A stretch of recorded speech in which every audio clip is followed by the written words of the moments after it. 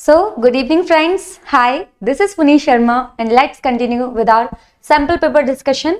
So, आज हम section be discuss करने वाले हैं. सेक्शन बी में आपका लेटर रहता है और लेटर और एप्लीकेशन ऑप्शनल रहता है. आप कुछ एक लिख सकते हैं. उसके बाद आपको मिलेगा आपका नोट मेकिंग और एक और क्वेश्चन मिलेगा आपको ऐसे का और पैराग्राफ का. तो ये चार चीज़ें आपके सेक्शन बी में आती हैं. पूरा राइटिंग पार्ट है. आप चाहें तो इसमें बहुत अच्छे मार्क्स सिक्योर कर सकते हैं. बस आपको डेली बेसिस पे थोड़ी थोड़ी प्रैक्टिस करनी है लिखने की, क्योंकि पूरा सेक्शन राइटिंग वाला है. So it is important to write every day, है ना. तो अगर आप रोज़ थोड़ा बहुत लिखेंगे तो आप इम्प्रूव कर सकते हैं. हम चलते हैं अपना सैम्पल पेपर डिस्कस करते हैं. सबसे पहले नोट मेकिंग देखेंगे, फिर हम उसके बाद में हम जो भी एप्लीकेशंस या फिर लेटर का ऑप्शन है वो हम यहाँ पे डिस्कस करेंगे. जो भी एसेस पूछे जाते हैं जनरली 4 एसेस हम यहाँ पे डिस्कस करेंगे और 2 से 3 पैराग्राफ डिस्कस करेंगे. तो चलिए चल के स्टार्ट करते हैं. This is the first question. Section B का ये हमारा फर्स्ट क्वेश्चन है. ये 4 मार्क्स का आता है. ठीक है.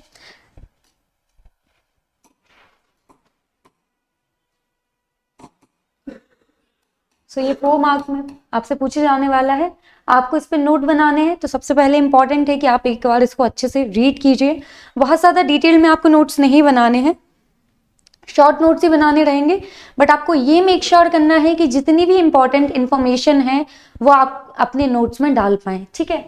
हम इसको रीड करेंगे. सबसे पहले कि read the following passage carefully, make notes and supply suitable notes.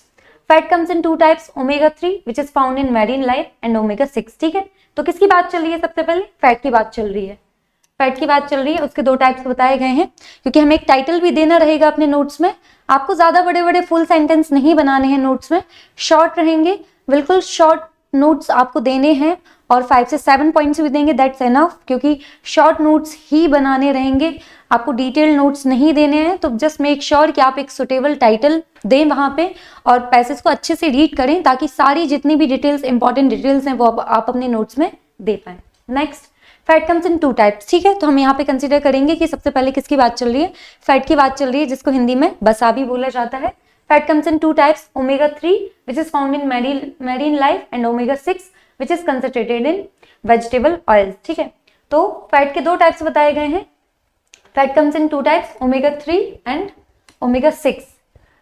सो जो omega-3 है वो कहाँ मिलता है? मैरीन लाइफ में मिलता है. और omega-6 कहाँ पे मिलता है? वेजिटेबल ऑयल में मिलता है. ठीक है. नेक्स्ट चलते हैं हम. The first is good, the other is plain rotten. ठीक है.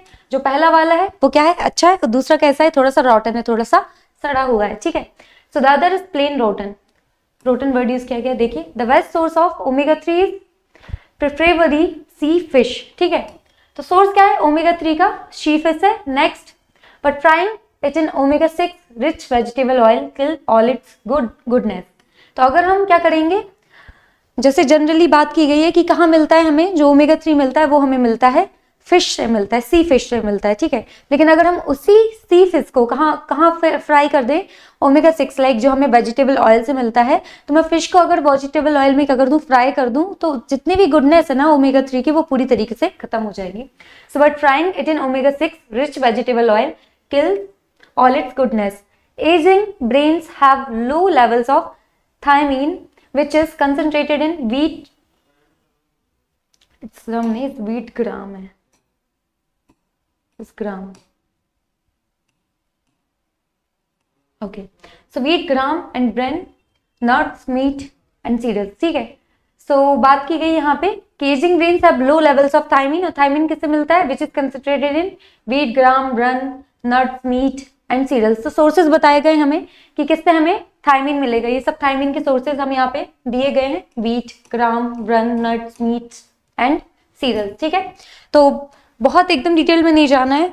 जस्ट ट्राई कीजिए कि पहली रीडिंग कीजिए, ताकि आपको ओवरऑल समझ आए कि पैसेज में दिया क्या गया है, फिर नोट्स बनाने हैं. ओके. तो सेम हम कर रहे हैं कि बस एक 1 टाइम रीडिंग करते हैं. यहाँ पे more good brain food comes from liver, milk and almonds which are rich in riboflavin. तो देखिए, ये सब जो यहाँ पे हमें दिए गए हैं, good brain food comes from liver, milk and almonds. तो इससे हमें क्या मिलने वाला है कि हमारे ब्रेन के लिए जो अच्छा फूड होता है उसकी बात चल रही है. वो किस किस से मिलेगा? हमें मिल्क से मिलेगा, आमंड से मिलेगा, और ये सब किस चीज में रिच होते हैं? ये होते हैं रिच सोर्स किसके? राइबोफ्लेविन के, ठीक है। एंड गुड फॉर गैरियाट्रिक ब्रेन्स, और किसके लिए आई वुड से अच्छे हैं? ये गैरियाट्रिक ब्रेन्स के लिए अच्छे हैं। So the high iron diet, it can make old brains gallop hyperactively like young ones. Iron comes from green liver, shellfish, red meat and soya beans. तो अल्टीमेटली देखिए यहाँ पे क्या बात की गई है, iron comes from greens, liver, shellfish, red meat and soybean, ठीक है। तो यहाँ पे हमें आयरन के सोर्सेज बताए गए हैं। Next, seafood very high in iron, seafood की बात की गई। जो हमारा सी फूड रहता है वो क्या रहता है? बहुत ज्यादा हाई रिच सोर्स होता है किसका? आयरन का। Next is an excellent diet supplement. The New England Journal of Medicine reported in its May 1985 issue that 30 grams of fish a day could result in a dramatic drop in the chances of acquiring cardiovascular diseases, ठीक है। तो इन्होंने बात की है कि एक report यहाँ पे पब्लिश हुई थी किसके द्वारा? New England journal of medicine के द्वारा एक रिपोर्ट पब्लिश हुई कब? 1985 में। वो बताते हैं कि अगर हम 30 ग्राम्स ऑफ फिश भी लें पर डे, है ना, 30 ग्राम ऑफ फिश भी लेंगे per day, could result in a dramatic drop in the chances of acquiring cardiovascular diseases, ठीक है। अगर रोज 30 ग्राम ऑफ फिश भी ली जाती है तो उसकी वजह से क्या होगा? कार्डियोवास्कुलर जो डिसीज है उसके चांसेस कम हो जाएंगे। Next, sea fish particularly shellfish, crabs, mackerel and sardines are more effective than riverine fish because the later is more vulnerable to chemical effluents, ठीक है। तो अल्टीमेटली बात की गई कि जो सी फिशेज रहती हैं वो ज्यादा बेटर रहती हैं किसकी कंपेयर में? वो फिशेज जो रिवर में पाई जाती हैं, ठीक है। क्यों? क्योंकि जो सी फिश है उनको ज्यादा आई वुड से समझ होती है किस चीज की? ये जो केमिकल एफ्लुएंट्स रहते हैं उनकी, ठीक है। सो हमने यहाँ पे हमारा ये पैराग्राफ देखा, कुछ नहीं। अगर हम ऊपर थोड़ी सी ओवरऑल बात करें तो हम बोलेंगे हाँ फैट की बात हो रही है और उसके सोर्सेज की बात हो रही है कि हमें कहाँ कहाँ से मिलेगा, ठीक है। तो हम चलते हैं, थोड़े से नोट्स बनाते हैं इसके। देखिए, तो हम टाइटल पुट करेंगे फैट एंड इट्स सोर्सेज, ठीक है। तो क्योंकि फैट की ही बात चल रही है और उसके ही सोर्सेज की बात चल रही है तो हमने टाइटल पुट किया। इट इज इंपॉर्टेंट जब भी आप नोट बना रहे हैं सबसे पहले आपको टाइटल पुट करना है, ठीक है। तो आप लिखोगे टाइटल और उसके बाद जो भी टाइटल देने वाले हो आप उस पैसेज को, वो आप टाइटल पुट करोगे। हमने यहाँ पे टाइटल ऑफ किया है क्या? फैट एंड इट्स सोर्सेज, ठीक है। फिर हम नोट्स बनाएंगे कि फैट टाइप्स कौन कौन से हैं। एक ओमेगा 3 है, एक ओमेगा 6 है। कहाँ मिलता है omega 3? Found in marine life, ठीक है, हमने इसको हाईलाइट किया था। और फाउंड इन वेजिटेबल्स ऑयल, और ओमेगा 6 हमें कहाँ से मिलता है? वेजिटेबल ऑयल से, ठीक है। अब गुड एंड बैड सोर्सेज है, so good and bad sources के बारे में बताया गया है। नेक्स्ट, ब्रेन फूड कौन कौन से हैं हमारे? Rich in riboflavin and good for memory. तो जो हमारे ब्रेन फूड होते हैं वो किस में रिच होते हैं? वो होते हैं रिच राइबोफ्लेविन में, और ये मेमोरी के लिए अच्छे होते हैं। Next, carotene found in green vegetables and fruits. Carotene हमें कहाँ से मिलता है? ग्रीन वेजिटेबल से मिलता है, फ्रूट से मिलता है। Iron rich food found in green seafood and meat. और जो आयरन रिच फूड है, आयरन हमें किस किस से मिलेगा? ग्रीन से मिलेगा, सी फूड से मिलेगा और मीट से मिलेगा। Next, consumption of fish can reduce health impact, है ना। तो कार्डियोवास्कुलर की बात चल रही थी कि अगर हम 30 grams of fish per day लेते हैं तो उससे क्या होगा? हमारी जो भी कार्डियोवास्कुलर डिसीज है वो उसके होने के चांसेस कम हो जाएंगे। तो देखिए, ज्यादा आपको डिटेल में नहीं बनाना है, आपको बस शॉर्ट नोट्स बनाने हैं कि जितने भी पॉइंट्स हैं आपके इंपॉर्टेंट पैसेज में, ऑलमोस्ट वो सारे आप यहाँ पे कवर कर चुको। सो सारे पॉइंट्स कवर करने हैं हमें। लाइक देखिए हमने क्या क्या लिया। हमने सबसे पहले एक टाइटल ले लिया है इसमें से ओवरऑल कि हमारा टाइटल क्या है? फैट एंड इट्स टाइप्स,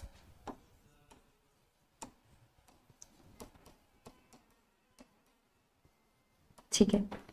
सो ये आपका टाइटल हो गया सबसे पहले, ठीक है। फिर हमने बात की कि जो ओमेगा 3 की यहाँ पे फैट्स की बात चल रही है, 2 टाइप्स के होते हैं, हमने ये मेंशन किया हमारे नोट्स में। और हमने बताया 2 होते हैं ओमेगा 3, वो हमें कहाँ से मिलता है? मैरीन लाइफ से।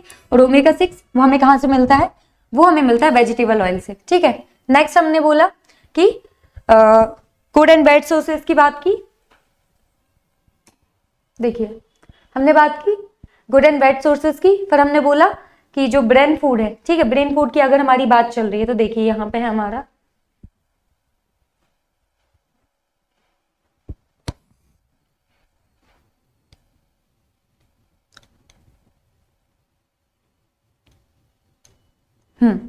सो ये मेंशन है हमारा कि ब्रेन फूड की बात की हमने। Brain food rich in riboflavin and good for memory, ठीक है। अब हम ये पैसेज में, क्योंकि हमारा एम क्या है कि हम जितनी भी डिटेल हमारे पैसेज में दी गई है ना, उसमें से कुछ भी मिस ना करें और ज्यादा डिटेल में भी ना दें, शॉर्ट नोट्स हम बना के दे सकें, ठीक है। तो जैसे हमने दो चीजों की बात कर ली ऑलरेडी, कि सबसे पहले हमने बताया कि हाँ फैट एंड इट्स टाइप्स, हमने टाइटल पुट किया, फिर हमने बोला दो टाइप के होते हैं, ओमेगा 3 कहाँ से मिलता है हमें, मेरिन लाइफ से मिलता है, ओमेगा 6 हमें कहाँ से मिलता है, वो मिलता है हमें वेजिटेबल ऑयल से, ठीक है। नेक्स्ट आ गए हम ब्रेन फूड पे, ठीक है, कहाँ से मिलता है, तो हमने बोला कि ब्रेन फूड किस में रिच होता है, रिच होता है राइबोफ्लेविन में, और क्या होता है, गुड होता है हमारी मेमोरी के लिए, एक्सट्रीमली गुड फॉर मेमोरी, ठीक है, ये हमने मेंशन किया। फिर हमने नेक्स्ट कैरोटीन की बात की, हमने बोला कहाँ मिलता है, कि available in green leafy vegetables and fruits, है ना। Next, high iron diet, it can make old brain gallop hyperactively like young ones. Iron comes from greens, livers, shellfish, red meat and soybeans, ठीक है। तो हमने iron के source की भी बात की हमारे नोट्स में, देखिए कैरोटीन की होगी iron rich food found in greens, seafoods and meat. तो आयरन के जितने भी सोर्सेज है वो भी मेंशन कर दिए हमने।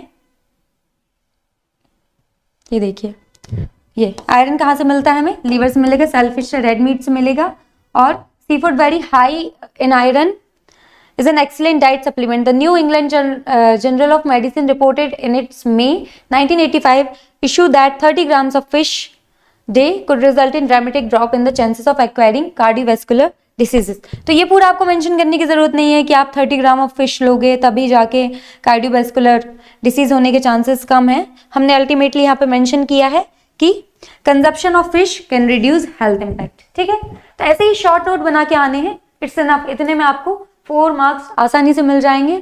सो बिल्कुल भी ऐसे रश नहीं करना है कि नहीं इतना बड़ा पैसेज है कुछ भी नहीं समझ आ रहा है, आपको बस शॉर्ट नोट बनानी, तो आपको बस मेक श्योर करना है कि किस किस चीज की बात की जा रही है, ठीक है। जैसे आयरन की यहाँ पे बात की जा रही थी, ब्रेन फूड की यहाँ पे बात की जा रही थी, उसके अलावा 2 टाइप्स की बात की जा रही थी। तो देखिए कितने, हम बोलेंगे कि हमने बहुत ही इजी पॉइंट्स यहाँ पे उठा के रखे हैं, लेकिन हमने मेक श्योर किया है कि हम सारे जितने भी पॉइंट्स हैं हमारी पैसेज में वो सारे हम कवर करें, ठीक है। सो बहुत ही ईजी रहता है, ऐसी कोई आई वुड से परेशान होने की बात नहीं है। आपको जस्ट ये मेक श्योर करना है किन किन चीज़ों की बात की जा रही है, उसमें से आप अपने एक टाइटल को फिक्स कीजिए पूरे पैसेज को पढ़ने के बाद में, फिर शॉर्ट हेडिंग्स निकालिए कि किस किस चीज़ की बात की जा रही है। तो आप पॉइंट्स लेके, जैसे हमने बात की कि brain food rich in riboflavin and good for memory, तो ऐसे पॉइंट्स निकाल सकते हैं आप, और उनकी जो भी इंफॉर्मेशन आपके पैसेज में दी गई उसको मैंशन कर सकते हैं, ठीक है। सो ये तो हो गया हमारा नोट मेकिंग का। अब हम आगे बढ़ते हैं। ये आपका 4 मार्क्स का आएगा, आपको इसी तरीके से बनाना है, तो आई वुड से इसमें बहुत ज़्यादा आपको टाइम भी नहीं देना है। आप एक बार अच्छे से रीडिंग कीजिए, हाईलाइट कर लीजिए कि कौन कौन से पॉइंट्स हैं जो आपको नोट्स में मेंशन करने हैं, और शॉर्ट में उसकी डिटेलिंग आप दे दीजिए, ठीक है। Next, you are Purvi studying, हाँ, तो अब बात आ गई आपकी लेटर राइटिंग की या एप्लीकेशन राइटिंग की। आपके पास दोनों का ऑप्शन रहेगा कि आपको लेटर लिखना है या एप्लीकेशन लिखना है, कुछ एक ही लिखना रहेगा आपको, या तो आप लेटर लिख सकते हो या तो आप एप्लीकेशन लिख सकते हो, क्योंकि दोनों कैसे आएंगे आपको, दोनों आपको और में मिलेंगे, ऑप्शन में मिलेंगे, है ना। तो आप ऑप्ट कर सकते हो कि इन दोनों में से आपको कौन सा लिखना है।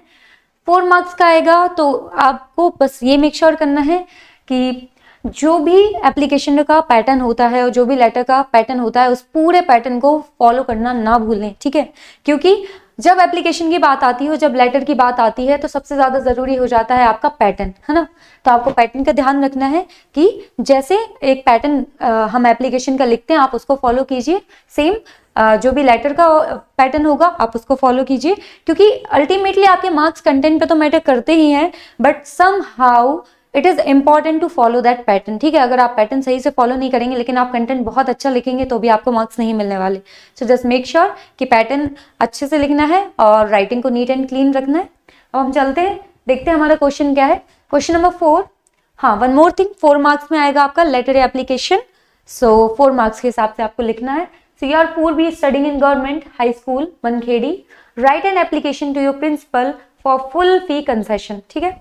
सो पूर्वी है आप, है ना, हमें ऑलरेडी जो भी नेम दिया रहता है हमारे क्वेश्चन में हमें वही मेंशन करना रहता है। बॉयज के केस में जैसे वो दे दें कि पूर्वी और पीयूष दे दें, ऐसे इस तरीके से दे सकते हैं, पूर्वी एंड पीयूष दे दें, कि अगर आप बॉय हो तो आप पीयूष ऑप्ट कर सकते हो, गर्ल हो तो पूर्वी ऑप्ट कर सकते हो। So you are Purvi studying in government high school Bankhedi, write an application to your principal for full fee concession, okay.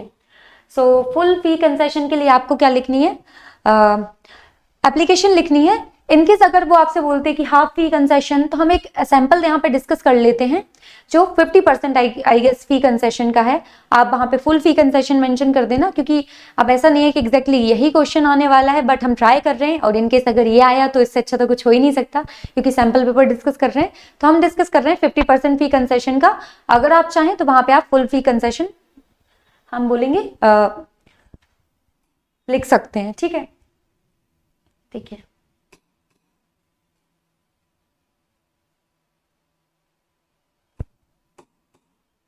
Okay, सो ये आपका पैटर्न रहेगा।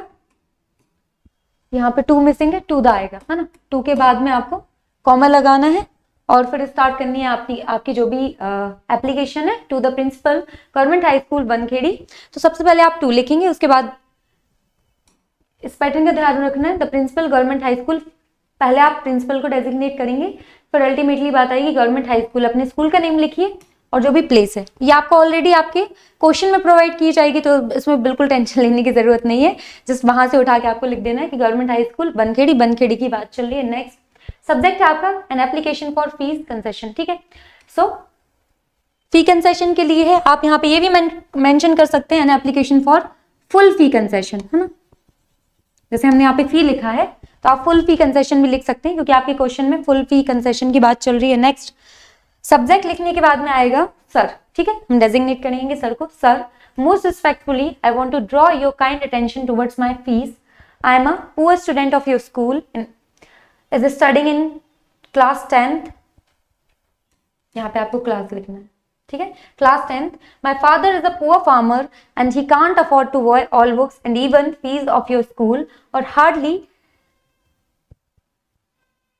Can afford 50% of your school fees, और हार्डली कैन अफोर्ड आएगा। ठीक है, ये स्पेलिंग मिस्टेक हो गई यहाँ पे, this is afford, hardly can afford 50% of your school fees, therefore kindly grant me full fee concession. ठीक है, क्योंकि फुल फी कंसेशन की बात चल रही है तो आप फुल वर्ड मेंशन कीजिएगा। इसमें थोड़ी सी टाइपिंग मिस्टेक है, फुल वर्ड ऐड नहीं किया गया है, तो आप मेक श्योर कीजिए, क्योंकि क्वेश्चन है उसको ध्यान में रखते हुए अपना आंसर आपको लिखना है। ठीक है, तो क्वेश्चन में क्या बोला गया है कि फुल फी कंसेशन की बात कीजिए। ठीक है, तो आपको मेंशन करना है, यहाँ पे सब्जेक्ट के केस में मेंशन कीजिएगा कि an application for full fee concession. बहुत इजीली है, 4 मार्क का क्वेश्चन रहता है, तो बहुत ज्यादा लेंदी भी आपको लिखने की जरूरत नहीं है।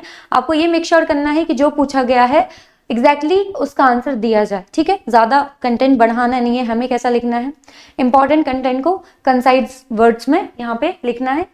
सो इस पैटर्न को फॉलो करेंगे और जस्ट मेक श्योर करेंगे कि क्वेश्चन में जो भी वर्डिंग है, लाइक उन्होंने बोला है फुल फी कंसेशन, तो हमें मेंशन करना जरूरी है कि हाँ हमें फुल फी कंसेशन चाहिए। तो सब्जेक्ट में भी आप मेंशन करेंगे कि an application for full fee concession, और next kindly grant me full fee concession, sorry grant me concession in fee, full concession in my fee. ठीक है, तो अल्टीमेटली ये हमारा आंसर रहेगा। लास्ट में आप क्या मेंशन करेंगे, योर्स ओबीडेंट, कोड भी, क्लास 10th और डेट लिख देंगे, और चाहे तो आप रोल नंबर भी लिख सकते हैं। बाकी आपका पैटर्न ऐसा ही जाना चाहिए, स्ट्रेट। ठीक है, कहीं भी इधर उधर नहीं भागना चाहिए, स्ट्रेट फॉरवर्ड। पहले आपका to the principal government high school Bankhedi, फिर सब्जेक्ट मेंशन करना है कि सब्जेक्ट क्या बोला गया है, क्योंकि ये तो बहुत नॉर्मल है ना। जैसे सिक लीव हो सकता है, और हो सकता है कि लाइक आपको क्लास चेंज करनी है, या फिर आपके फादर का ट्रांसफर हो गया है, तो कुछ ऐसे जनरल टॉपिक्स रहते हैं जो वो पूछते हैं। तो आप जस्ट ट्राई कीजिए कि आप 4 to 5 एप्लीकेशंस आपके एग्जाम के पहले ही प्रैक्टिस करके रखें। ठीक है, उसमें आप पैटर्न का ध्यान रखिए, वर्ड लिमिट का ध्यान रखिए, क्योंकि जब 4 मार्क का है तो 4 मार्क के अंदर लाइक 150 वर्ड्स मिनिमम हमें लिखने ही होते हैं, तो उसके हिसाब से आप कंटेंट प्रिपेयर कर सकते हैं। और अगर आप लिख के प्रैक्टिस करेंगे तो एक आइडिया भी लग जाएगा कि हाँ मुझे इस तरीके से एप्लीकेशन अपने पेपर में लिख के आनी। ठीक है, सो ये हमने यहाँ पे एप्लीकेशन डिस्कस की। क्या कंटेंट में लिखा है वो मैं आपको एक और बता देती हूँ। Most respectfully I want to draw your kind attention towards my fee, I am a poor student of your school. ठीक है, तो हम बोलते हैं कि सबसे पहले हम उनको लाइक आपको रिस्पेक्ट देनी रहती है, सो उस तरीके से स्टार्ट कर रहे हैं कि sir most respectfully I want to draw your kind attention towards my fees, है ना, कि मैं आपका ध्यान कहाँ ले जाना चाहता हूँ, मेरी फीस पे ले जाना चाहता हूँ, उसकी ओर आकर्षित करना चाहता हूँ। I am a poor student of your school, मतलब बहुत ज़्यादा कंडीशन ऐसी है कि he is not able to pay the fee, तो वर्ड हमने यहाँ पे यूज किया है कि हम पुअर स्टूडेंट है, ठीक है। So I am a poor student of your school in studying in 10th। My father is a poor farmer. और फार्मर कैसे है, एक पुअर फार्मर है, बहुत अच्छा आउटपुट नहीं निकलता है जो भी वो कृषि वगैरह का काम करते हैं उसमें, तो पुअर फार्मर है। And he can't afford to buy all books and even fee of your school, है ना। तो वो पूरी फी को क्या कर सकते हैं, अफोर्ड नहीं कर सकते हैं, उतना फी पे नहीं करते हैं, जो भी फीस है उतना नहीं भर सकते, क्योंकि जनरली स्कूल्स की फी कितनी ज्यादा हो गई है ये भी आपको पता ही होगा। सो पूरी फी पे नहीं कर सकते और ना ही बुक्स को अफोर्ड कर सकते हैं। So he can't afford to buy all books and even fees of your school, और hardly can afford 50% of your school fees, है ना। तो वो ये बोल रहे हैं, ये भी नहीं है कि 50% भी अफोर्ड कर लें, है ना। तो बोल रहे हैं hardly can afford 50% of your school fee, so kindly grant me full fee concession. Full concession in fee वो बोल सकते हो, फुल फी कंसेशन भी बोल सकते हैं हम, ठीक है। तो दोनों ऑप्शन है आपके पास में, ऐसा कोई इश्यू नहीं है। बस मेक श्योर करना है कि सारी डिटेल्स आप कवर करो और कंटेंट कंसाइज होना चाहिए, ज्यादा बड़ा नहीं होना चाहिए, और पैटर्न को फॉलो कीजिए, ठीक है। सो हमने यहाँ पे एप्लीकेशन डिस्कस की, अब हम चलते हैं। एक और हमसे लेटर पूछा गया है, तो लेटर और देख लेते हैं हम। लेटर का क्वेश्चन चेक करेंगे। You are Deepak Patel, a resident of 50C Pushpa Vihar Bhopal, ठीक है। तो सबसे ज्यादा जरूरी होता है लेटर के केस में आपका ये जो नेम दिया गया है वो, और ये जो एड्रेस दिया हुआ है, क्यों एड्रेस दिया गया है वो क्यों, क्योंकि आपको क्या करना है, सबसे पहले आपका जो लेटर स्टार्ट होगा वो आपके एड्रेस से ही स्टार्ट होगा, ठीक है। सो मेक श्योर कीजिए कि एड्रेस का अंडरलाइन कर लीजिए कि आपको इसको क्या करना है, वहां पे मेंशन करना है लेटर के ऊपर, ठीक है। ऐसे एग्जाम में नहीं करना है, अभी बता रही हूँ, लाइक हाईलाइट करने वाले, यहाँ पे ध्यान लगाना है, ठीक है। So write a letter to your friend inviting him to attend the marriage ceremony of your sister, ठीक है। तो अपने फ्रेंड को लेटर लिखना है, किस चीज के लिए, उसको बुलाना है अपनी सिस्टर की मैरिज में, ठीक है। सो मैरिज सेरेमनी हो रही है, उसके लिए बुलाना है अपने फ्रेंड को और हमें एक लेटर लिखना है, ठीक है। सो क्वेश्चन पढ़ने के बाद समझ आए कि इनफॉर्मल लेटर लिखना है, ठीक है। सो इनफॉर्मल लेटर का पैटर्न होता है कि सबसे पहले आप एड्रेस लिखेंगे, डेट लिखेंगे, फिर जो भी आपको लाइक कंटेंट है आपका वो आएगी पूरी बॉडी में, और नेक्स्ट लिखेंगे योर लविंग कि आपने लेटर लिखा है इनवाइट के लिए, ओके। सो इतना ही रहता है, बहुत ज्यादा बड़ा लिखना नहीं है आपको। देख लेते हैं, ओके ओके। ये आपका लेटर है। सबसे पहले क्या किया हमने, यहाँ पे एड्रेस मेंशन किया है, 50C पुष्पा विहार भोपाल, ये दिया है हमारे क्वेश्चन में, ये देखिए। फिर 50C पुष्पा विहार भोपाल, तो डायरेक्टली इसको उठा के आपको लाइन वाइज लाइन बस रख देना है, लाइक ऐसे 50C पुष्पा विहार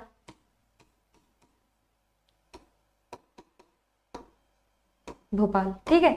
तो लेटर आपका कैसे स्टार्ट होगा, सबसे पहले आ गई आपकी, सबसे पहले आ गया आपका एड्रेस, तो उसको मेंशन कर देना है। हमने पूरा एड्रेस लिख दिया है, क्योंकि एड्रेस पूरा डिटेल्ड ही आता है, ठीक है। इसमें से एक भी वर्ड मिस नहीं करना है आपको, ठीक है।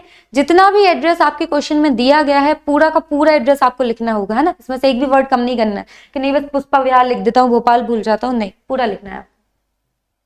तो पूरा मेंशन किया है हमने यहाँ पे कि 50C पुष्पा विहार भोपाल, ठीक है। फिर आप डेट लिखोगे, डेट आएगी जो भी आपकी चल रही है, जो भी डेट चल रही है वो आप मेंशन कर दीजिएगा कि जो एग्जाम दे रहे हैं आप उसी दिन की डेट मेंशन कर सकते हैं, 2 फरवरी 2024।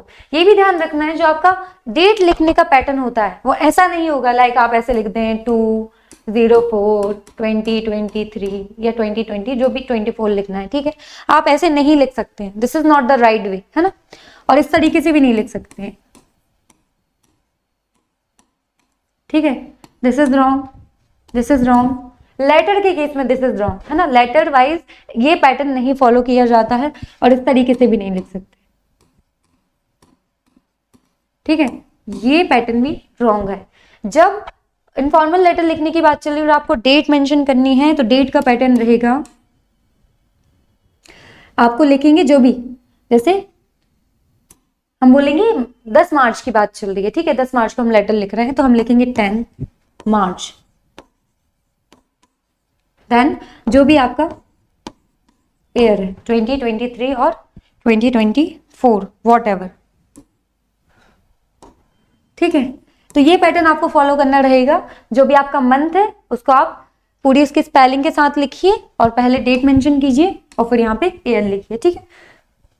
तो इसी तरीके से आपको डेट लिखनी है। इसके अलावा कोई पैटर्न फॉलो आप नहीं कर सकते, this is the only pattern, है ना। तो आपको इसी को आप करना पड़ेगा। तो जब भी आप डेट लिखें आपके इनफॉर्मल लेटर में, आप ध्यान रखें कि इस पैटर्न में आपको डेट लिखनी है। नेक्स्ट देख लेते हैं, ठीक है। सो हमने डेट लिख दी है, उसके बाद डियर फ्रेंड, हम फ्रेंड, ये थोड़ा सा डिस्टेंस पे होगा, ठीक है। ये जो एड्रेस है और डेट, इसके बीच में थोड़ा सा गैप रहेगा, लाइक एक लाइन तो आप छोड़िए, ठीक है। यहाँ पे डिस्टेंस रहेगा, ठीक, यहाँ पे डिस्टेंस रहेगा, लाइक टाइपिंग वाइज इसको पास रख दिया गया, अदरवाइज यहाँ पे डिस्टेंस रहता है इन दोनों के बीच में। देन डियर फ्रेंड लिख रहे हैं, हाय हाउ आर यू, ठीक है। हम पूछ रहे हैं कि तुम कैसे हो, हाय हाउ आर यू, क्योंकि फ्रेंड के केस में उसको और कुछ बोलने की जरूरत नहीं। सो हाय हाउ आर यू हम पूछ रहे हैं जनरली कि तुम कैसे हो। आई एम फाइन, मतलब अपने बारे में बता रहा हूँ कि मैं अच्छा हूँ। I am writing this letter to you for special reason, मैं एक स्पेशल कारण के लिए ये लेटर लिख रहा हूँ तुम्हें। My sister marriage is going to held on 13 March 2020, ठीक है। सो 2020, ओके, 2024 आएगा ये, ठीक है। ईयर का ध्यान रखें, 2024। So my sister marriage is going to held on 13 March 2024, इसमें थोड़ी टाइपिंग प्रॉब्लम हो गई यहाँ पे।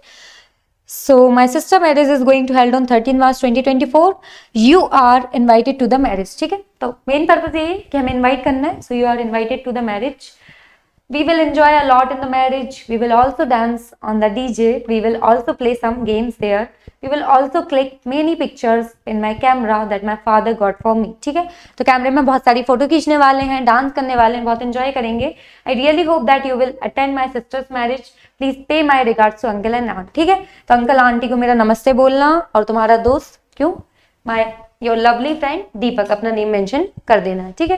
सो ज्यादा कुछ नहीं, और आपको कुछ और मेंशन करना है तो बोल देना कि हम ट्यूनिंग करेंगे, है ना। क्लोथ्स के केस में बहुत ज्यादा एंजॉय करेंगे, बहुत सारा फूड एंजॉय करेंगे टेस्टी वाला, तो जो भी आपको लिखना है, बहुत सारी मेमोरीज बनाएंगे, वो सब मेंशन कर सकते हैं आप, क्योंकि इनफॉर्मल लेटर है तो हम अपने फ्रेंड से कुछ भी बोलते हैं, तो उस तरीके से आप बहुत सारे पॉइंट्स यहाँ पे इंक्लूड कर सकते हैं, ठीक है। सो जस्ट मेक श्योर कि 4 मार्क्स का रहेगा आपका लेटर भी, लेकिन एक पैटर्न आपको जो फॉलो करना है ऊपर की डिटेल्स के केस में, तो यहाँ पे आप अपना एड्रेस मेंशन करेंगे, फिर डेट, फिर डियर फ्रेंड। एड्रेस आपका आएगा, ठीक है। एड्रेस किसका आएगा, आपका, जो लेटर लिख रहा है उसका एड्रेस ऊपर मेंशन होता है, वो आपको ऑलरेडी आपके जो लेटर का क्वेश्चन है उसमें प्रोवाइड कराएंगे वो, तो आपको वो एड्रेस उठाना है, आपके लेटर में पुट करना है, फिर डेट लिखनी है, फिर आपका लेटर स्टार्ट करना है डियर फ्रेंड, उसको डेजिग्नेट करते हुए hi dear friend, whatever, dear friend hi how are you, इस तरीके से आप अपने लेटर को स्टार्ट कर सकते हैं। और लास्ट में your loving friend, your friend, what ever आपको जो लिखना है, लाइक इस तरीके से ही कि आपका लवली फ्रेंड, और फिर आप अपने बारे में बोल सकते हो कि your beloved, whatever, जो भी आपको मेंशन करना है वो आप मेंशन कर सकते हो और अपना नेम लिख सकते हो, ठीक है। तो इसी तरीके से होना चाहिए, your lovely friend, your well wisher,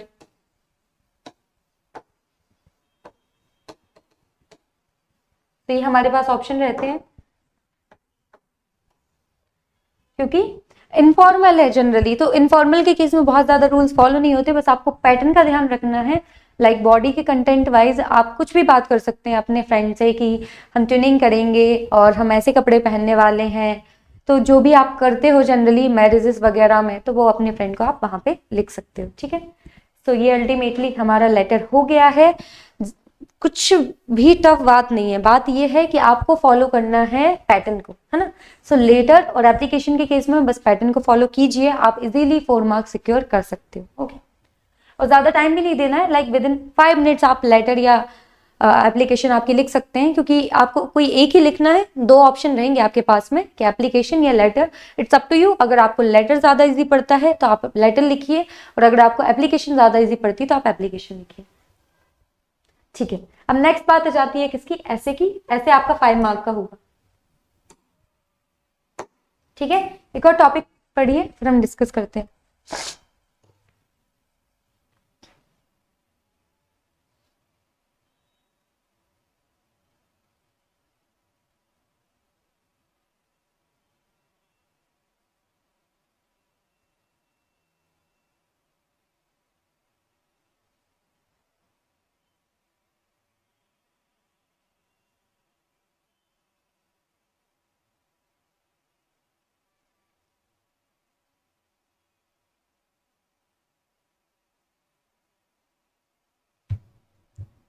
okay, so 4 options है हमारे पास ऐसे के, और 4 ही पैराग्राफ के हैं,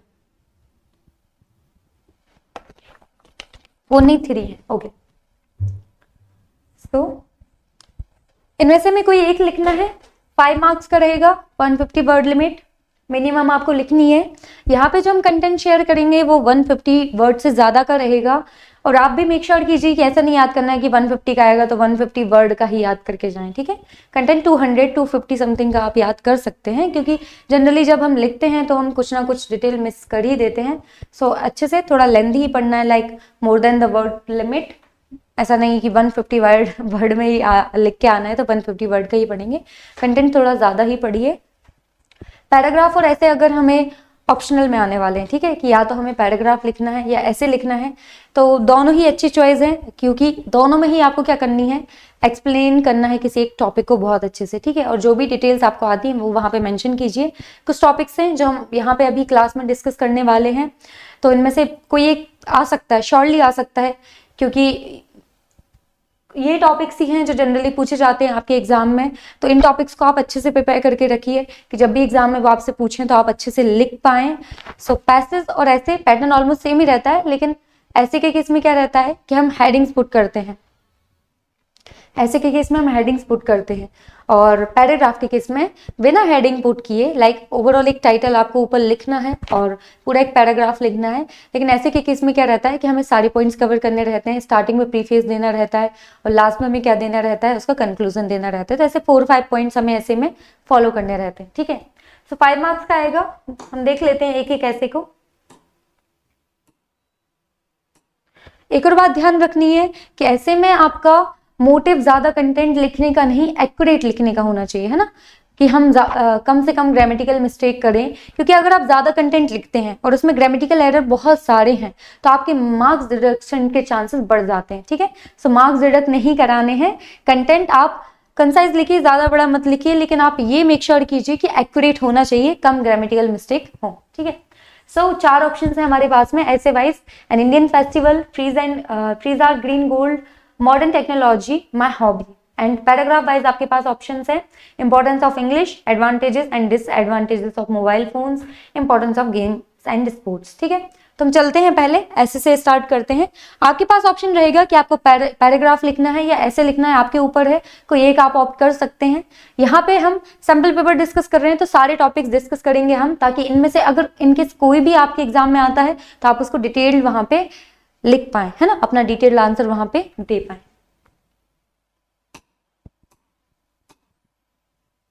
ओके, सो पहला टॉपिक जो हमारा है ऐसे वाइज है एन इंडियन फेस्टिवल।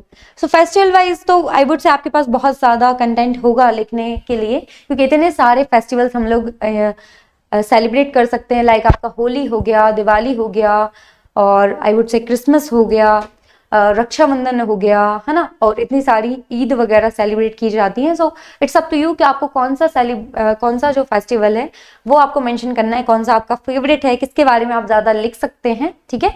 सो कोई एक फेस्टिवल आप ऑप्ट कीजिए। लाइक 9 दुर्गे हैं, है ना, हम नवरात्रि सेलिब्रेट करते हैं 9 दिन के लिए। सो इतने सारे ऑप्शन है हमारे पास, प्लेंटी ऑफ ऑप्शन, है ना, बट आपके ऊपर है कि कौन सा आपको सबसे सुटेबल लगता है। कोई एक टॉपिक ऑप्ट कीजिए, है ना, कि इस फेस्टिवल पे मुझे लिखना है, उसके बारे में लिख सकते हैं। यहाँ पे तो हमने एक ही फेस्टिवल है उसको ऑप्ट किया है, लेकिन आपके पास इतने सारे ऑप्शंस हैं सेम, उसमें से आपको जो फेवरेट लगता है आप उसको मेंशन, उसके बारे में ऐसे लिख सकते हैं, ठीक है। तो चलते हैं। Introduction: India is a great country. It is the country of great men and women. It is land of many religions and festivals. There are 4 great festivals. Diwali is one of them. It is an important festival of Hindu. ठीक है। So generally अगर बात आती है कि हमने दिवाली की बात कर दी, ठीक है। सो कोई भी फेस्टिवल पे आई वुड से चीज़ें सेम ही होती हैं, ठीक है। सेलिब्रेट करने का तरीका अलग हो, लेकिन हर एक फेस्टिवल के पहले घर को डेकोरेट किया जाता है, क्लीनिंग की जाती है, फेस्टिवल के दिन पूजा की जाती है ना, सब लोग नए कपड़े पहनते हैं। सो और एक दूसरे को हक करते हैं, है ना, और स्वीट्स को एक्सचेंज करते हैं। सो अल्टीमेटली हम बोलेंगे जो प्रिपरेशंस होती हैं किसी भी फेस्टिवल की वो सेम ही होती है ना। तो ये सब आप किसी भी फेस्टिवल में मेंशन कर सकते हो, बस मेन डे सेलिब्रेट करने का तरीका कुछ अलग हो सकता है उस फेस्टिवल को, लेकिन प्रिपरेशंस तो सारे फेस्टिवल की सेम ही होती है। तो इंट्रोडक्शन में आपको लिखना है India is a great country, कि इंडिया बहुत महान देश है। It is the country of great man and woman, ठीक है। Then it is the land of many religions and festivals, बहुत सारे धर्म है हमारे इंडिया में, है ना। और बहुत सारे धर्म हैं तो सब धर्म अपने अपने फेस्टिवल्स मनाते हैं, है ना। तो फेस्टिवल भी बहुत सारे हो जाते हैं मनाने के लिए। और अल्टीमेटली फेस्टिवल, आई वुड से फेस्टिवल को सेलिब्रेट करने का रीजन क्या है? खुशी को बढ़ाना अल्टीमेटली, है ना। हम ज्यादा हैप्पी फील करना चाहते हैं, तो कितनी अच्छी बात है कि इतने सारे रिलीजन्स हैं इंडिया में और उनके इतने सारे फेस्टिवल्स हमें सेलिब्रेट करने को मिलते हैं। सो अल्टीमेटली हम ये कंक्लूड कर सकते हैं कि हमें खुश होने का ज्यादा मौका मिलता है ना। सो it is the land of many religions and festivals, है ना, क्योंकि बहुत सारे यहाँ पे हम बोलेंगे रिलीजन है इंडिया में, तो उनके डिफरेंट काइंड ऑफ फेस्टिवल्स हैं, हम वो सभी मनाते हैं। देयर आर 4 ग्रेट फेस्टिवल्स, है ना। तो 4 बड़े फेस्टिवल हम ऐसा बोल रहे हैं, Diwali is one of them, और उनमें से एक दिवाली भी है। Next, it is an important festival of Hindu, है ना। सो अगर हम दिवाली की बात करें तो दिवाली हिंदुओं का प्रमुख त्योहार है, हम ऐसा बोलते हैं। नेक्स्ट, व्हेन सेलिब्रेटेड, है ना, कब सेलिब्रेट किया जाता है? तो कार्तिक मंथ में सेलिब्रेट किया जाता है दिवाली। तो जिस भी फेस्टिवल के बारे में आप लिखेंगे उसका मंथ भी लिखिए कि किस मंथ में सेलिब्रेट किया जाता है। ओके, सो यहाँ पे अगर हम दिवाली की बात करें तो दिवाली कार्तिक मंथ में सेलिब्रेट किया जाता है। It is among the 4 great festivals of Hindus, है ना। हिंदू के जो 4 ग्रेट फेस्टिवल होते हैं, एक आपका होली हो जाता है, एक आपका दिवाली हो जाता है, एक नवरात्रि हो जाता है और रक्षाबंधन हो जाता है, ठीक है। सो ये 4 मेन फेस्टिवल है हिंदूज के, उसमें से एक फेस्टिवल के बारे में हमने यहाँ पे लिख रहा है। So it is among the 4 great festivals of Hindus, it is celebrated in the month of Kartik, ठीक है। तो कार्तिक मंथ में ये सेलिब्रेट किया जाता है। It is celebrated in the memory of Rama's victory over Ravana, ठीक है। सो राम जी की जीत हुई थी रावण के ऊपर, और अभी तो ये टॉपिक काफी रिलेवेंट है क्योंकि अभी अभी राम मंदिर बना हुआ है। सो राम जी की विक्ट्री के लिए सेलिब्रेट किया जाता है, राम जी की जीत हुई थी रावण से। He return to Ayodhya on this day, different people celebrate it for different reason, ठीक है। तो ऐसा नहीं है कि हम ही लोग दिवाली सेलिब्रेट करते हैं, है ना, लाइक हिंदू अकेले सेलिब्रेट करते हैं, और भी रिलीजन्स के लोग इसको सेलिब्रेट करते हैं इस दिवाली को। उनके पास अपने अपने रीजन है उस डे को सेलिब्रेट करने के लिए, कुछ और उनके रिलीजन में इंपॉर्टेंट हुआ होगा, है ना, कोई इंपॉर्टेंट इवेंट उस टाइम पे हुई होगी, तो वो लोग उस चीज के लिए उसको सेलिब्रेट करते हैं। बट हिंदू इसलिए सेलिब्रेट करते हैं, हिंदुओं के द्वारा इस फेस्टिवल को सेलिब्रेट किए जाने का रीजन क्या है कि राम जी की जीत हुई थी, रावण से वो युद्ध लड़कर जीतकर फाइनली अयोध्या लौटे थे, और इसलिए लोगों ने खुशी, है ना, खुश होने के कारण बहुत ज्यादा खुश हो गए थे लोग, और उन्होंने दीपक जलाए थे, ठीक है, इसलिए दीपावली मनाई जाती है। तो हिंदुओं के, आई वुड से हिंदुओं इस फेस्टिवल को सेलिब्रेट करने का रीजन ये है कि राम जी लौट के आए थे, ठीक है। और डिफरेंट काइंड, आई वुड से इतने सारे रिलीजन है इंडिया में, तो हर एक रिलीजन के लोग दिवाली फेस्टिवल को सेलिब्रेट करते हैं, बट उनके पास अपने अपने रीजन है कि इस दिन क्या हुआ था, है ना। सो ऐसा कुछ इवेंट से वो लोग रिलेट करते हैं और वो लोग भी इस दिन को सेलिब्रेट करते हैं। So he return to Ayodhya on this day, different people, इसलिए हम मेंशन कर रहे हैं कि अलग अलग लोग, different people celebrate it for different reasons, अलग अलग कारण के लिए इस दिन को क्या करते हैं, सेलिब्रेट करते हैं, उत्सव मनाते हैं। नेक्स्ट, प्रिपरेशंस कैसे की जाती है? Diwali is the festival of Joy and pleasure, है ना, बहुत ज्यादा मस्ती का त्योहार है, हम लोग बहुत ज्यादा खुशी से इसको मनाते हैं। People celebrate it with the Joy, है ना, हम लोग इसको खुशी से मनाते हैं। नेक्स्ट, ओके, सो कैसे प्रिपेयर करते हैं? The clean and white wash their houses, ठीक है, सफाई की जाती है घर में, घर की पुताई की जाती है। सो पुताई के लिए वर्ड क्या यूज होता है? White wash, okay. Next, they paint and decorate their shops and houses, ठीक है, तो पेंट किए जाते हैं घर को और हाउसेस को, शॉप्स को, सब जगह को पेंट किया जाता है। They are different ways of decorating them, ठीक है, सब अपने अपने तरीके से डेकोरेट करते हैं। कोई सीरीज वगैरह लगाता है, कोई कलरफुल, आई वुड से इतना सारा होम डेकोरेशन का सामान आता है, तो कुछ भी अल्टीमेटली कुछ भी यूज करके डेकोरेट किया जाता है घर को। Next, villagers clean and decorate their dwellings well, ठीक है। ऐसे अगर गांव में अगर हम जाएं तो गांव के केस में ऐसा रहता है कि सीरीज वगैरह पे तो लोग इतना ध्यान नहीं देते, मतलब अभी यूज करने लगे हैं, नहीं तो आम के पत्ते रहते हैं उससे घर को सजाया जाता है, और गाय का जो गोबर रहता है उससे घर को क्लीन किया जाता है। तो गाँव वालों के अपने ही रिचुअल्स रहते हैं, अपने ही कस्टम्स रहते हैं, उसके वो अपने तरीके से उसको सेलिब्रेट करते हैं। और आई वुड से बहुत ज़्यादा अच्छा लगता है कि घर में आम के पत्तों से, आई वुड से ऐसे माला वगैरह वो लोग बनाते हैं और उसको घर को डेकोरेट करते हैं। सो अलग अलग तरीके हैं घर को डेकोरेट करने के, तो गाँव के लोग ऐसे डेकोरेट करते हैं और भी बेस हैं डेकोरेट करने के। So blazers clean decorate their dwellings well, ठीक है। सो जो ब्लेजर्स रहते हैं वो भी अपने घर को क्लीन करते हैं और डेकोरेट करते हैं। Ladies are very busy on this festival, क्योंकि बहुत सारा काम रहता है, तो लेडीज बहुत ज़्यादा बिजी रहती हैं। They prepare sweets and other dishes for distribution. तो बहुत सारी स्वीट्स बनती हैं, आपको पता होगा दिवाली के केस में बहुत सारी स्वीट्स बनती हैं और लोग एक्सचेंज भी करते हैं स्वीट्स को, एक दूसरे के घर पे स्वीट्स लेकर जाते हैं, डिस्ट्रीब्यूट करते हैं उनको। They welcome the guest this new clothes for their children, ठीक है। सो बच्चों के लिए नए कपड़े सिले जाते हैं और स्वीट्स को डिस्ट्रीब्यूट किया जाता है। नेक्स्ट अब हमें लिखना है सेलिब्रेशन के बारे में कि कैसे सेलिब्रेट किया जाता है। People light earthen lamps at night of Amavasya, ठीक है। सो जो दीपक है उसको जलाया जाता है और ये अमावस्या की रात होती है अल्टीमेटली, इसलिए दीपक जलाकर उजाला किया जाता है। Then next the worship goddess Lakshmi, then हाँ लक्ष्मी जी की पूजा होती है। They burn the crackers, फटाकों को फोड़ा जाता है। Children are very happy on this festival. They get new clothes to wear and crackers to burn. They are full of cheers and happiness, ठीक है। तो बच्चे बहुत ज्यादा मजे करते हैं, नए कपड़े पहनने को मिलते हैं, फटाके फोड़ने को मिलते हैं और वो बहुत ज्यादा मस्ती करते हैं, ठीक है। सो अल्टीमेटली यही सब रहता है, क्यों? क्योंकि किसी भी फेस्टिवल को सेलिब्रेट करने का रीजन क्या है? खुशियां बांटना, है ना, अपनी खुशियों को बढ़ाना और खुशियों को बांटना, दूसरों को भी खुश करना। सो यहाँ पे हमने दिवाली का थोड़ा सा डिटेल डिस्क्रिप्शन देखा, है ना, कि क्या क्या है। और अल्टीमेटली लास्ट हम कैसे एंड करेंगे अपने ऐसे को? कंक्लूजन आपको मेंशन करना रहेगा, क्योंकि ऐसे का पैटर्न यही रहता है कि थोड़ा प्रोसेस आप लिखें, 4-5 पॉइंट्स इंक्लूड करें। सबसे पहले प्रस्तावना लिखें, लाइक इंट्रोडक्शन लिखें, उसी को प्रीफेस बोला जाता है, और लास्ट में कंक्लूजन लिखें, उसको उपसंहार बोला जाता है हिंदी में। सो आपको प्रीफेस और कंक्लूजन तो लिखना ही है। उसके अलावा आपके ऊपर है कि आपको 4 पॉइंट्स इंक्लूड करने हैं, 5 पॉइंट्स इंक्लूड करने हैं। जैसे हमने देखिए क्या क्या इंक्लूड किया यहाँ पे बात आ गई। सबसे पहले हमने क्या किया? इंट्रोडक्शन दिया है। देन व्हेन सेलिब्रेटेड, कब सेलिब्रेट किया जाता है। तो आप भी किसी भी फेस्टिवल के बारे में लिख रहे हैं तो आप लिख सकते हैं व्हेन सेलिब्रेटेड। देन प्रिपरेशंस, उसकी प्रिपरेशंस कैसे की जाती है। प्रिपरेशंस हर एक फेस्टिवल की सेम ही है, तो आप ये भी मेंशन कर सकते हैं। नेक्स्ट सेलिब्रेशन कैसे किया जाता है उस फेस्टिवल का, और कंक्लूजन लिख सकते हैं। तो हमने यहाँ पे 4 पॉइंट्स इंक्लूड किए हैं। आपके ऊपर है, अगर आपको 5 पॉइंट्स इंक्लूड करने हैं तो आप 5 पॉइंट्स इंक्लूड कर सकते हैं, बट वर्ड लिमिट का ध्यान रखिए कि 5 मार्क्स का आता है, 150 अप्रोक्स 200 मार्क्स तक लिखिए, सो उतना काफी है, ठीक है। तो कंक्लूजन में हम क्या लिखेंगे?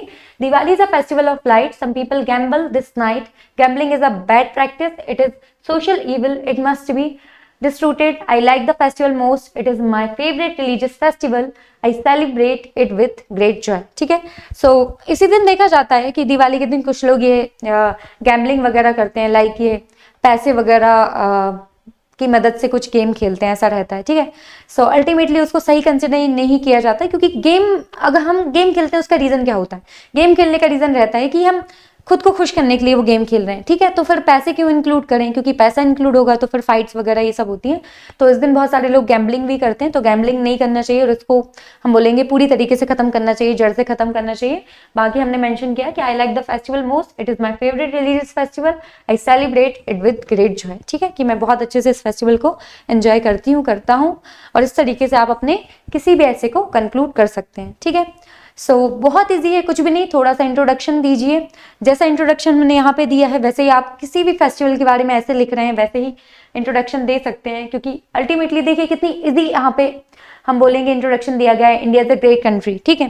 तो जब भी अगर आप होली पे भी लिख रहे हो तो आप सेम लिख सकते हो दैट इंट्रोडक्शन के केस में, that India is a great country, it is the country of great man and woman, it is the land of many religions and festivals. There are 4 great festivals. Diwali is one of them. तो हम अगर होली की बात करेंगे तो हम होली लिख देंगे that Holi is one of them. It is important festival of Hindu. देखिए आपका इंट्रोडक्शन हो गया, कुछ भी चेंज नहीं आया, पर हम उसके बारे में थोड़ा सा कब सेलिब्रेट किया जाता है, तो मार्च के महीने में आता है, तब हम होली सेलिब्रेट करते हैं। फिर आप उसकी स्टोरी लिख सकते हैं कि होली का दहन होता है और जो होलिका थी उसने ट्राई किया था प्रहलाद को मारने का, है ना, जो उसके भाई का लड़का था। तो अल्टीमेटली थोड़ी सी एक शॉर्ट स्टोरी भी आप दे सकते हैं। फिर वहां पे भी अल्टीमेटली कि हाँ वहां पे बुराई पे अच्छाई की जीत हुई थी, तो आप ऐसा मेंशन कर सकते हैं और लास्ट में कंक्लूजन दे सकते हैं, ठीक है।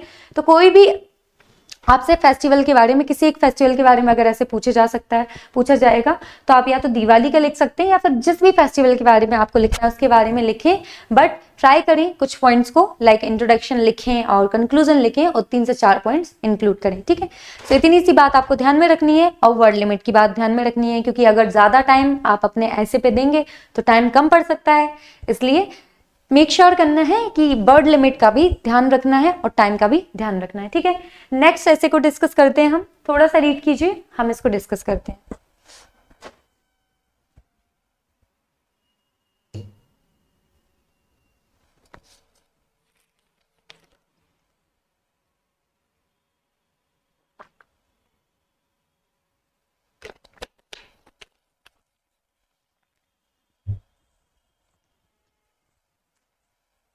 ओके, सो ये नेक्स्ट ऑप्शन है। जैसे एग्जाम में तो आपको एक ही लिख के आना है अल्टीमेटली, ज्यादा आपको नहीं लिखने हैं, पर यहाँ पे सारे टॉपिक्स डिस्कस किए जा रहे हैं ताकि इनमें से अगर कोई एक टॉपिक भी आपके एग्जाम में आता है तो उसके बारे में आप इजीली ऐसे लिख सके, ठीक है।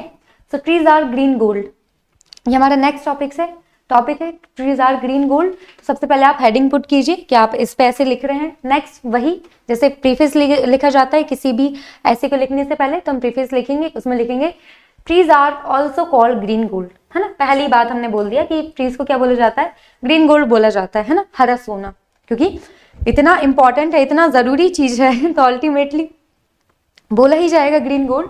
तो trees are green gold, trees and plants are that gift given by nature for which there is no other alternative, ठीक है। अगर आप सोचिए कि कोई ट्री नहीं बचे धरती पर तो क्या कुछ और अल्टरनेटिव ला सकते हो, ऑक्सीजन सिलेंडर के पीछे भागोगे, ठीक है। ऑक्सीजन सिलेंडर, क्या सारी जितनी भी चीजें हमें एक ट्री के द्वारा प्रोवाइड की जाती हैं वो मिल जाएंगी क्या उससे ऑक्सीजन के अलावा, no.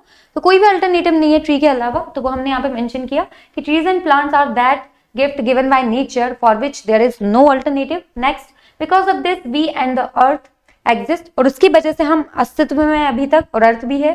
That is all, this is impossible without trees and plants, है ना। तो लाइफ पूरी तरीके से इम्पॉसिबल है प्लांट्स के बिना, ट्रीज के बिना, means it is a nature species country, ठीक है। तो हम बोलेंगे कि सबसे ज्यादा जरूरी चीज अभी हमारे पास क्या है, लाइक हमारा नेचर जो भी है उससे ज्यादा इंपॉर्टेंट क्या है, बिना नेचर के क्या हमारी लाइफ पॉसिबल है, नहीं है। तो नेचर हमारे लिए सबसे ज्यादा इंपॉर्टेंट चीज है, सबसे ज्यादा प्रीशियस चीज है।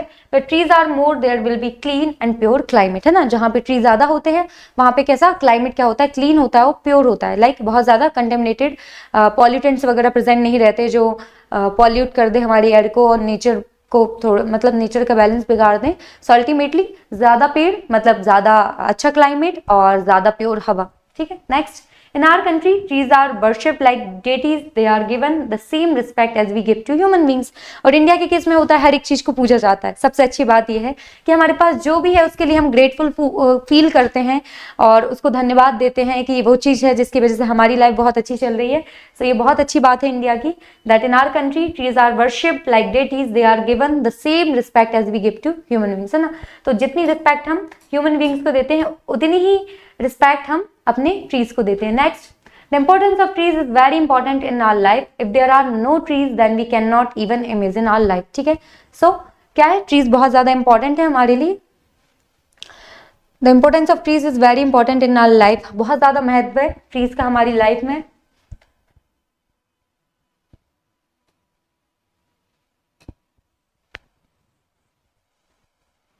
आप यहाँ पे हेडिंग दे सकते हैं लाइक, है ना, उसके अंदर आप इसको लिख सकते हैं। Just a minute, okay, importance of trees, okay. तो ये नेक्स्ट हमारी हेडिंग है, importance of trees and plants, I missed it. तो इसके अंदर आपको ये पॉइंट लिखने हैं कि ट्रीज हमारे लिए बहुत ज्यादा इंपॉर्टेंट है हमारी लाइफ के लिए। If there are no trees then we can not even imagine our life, है ना।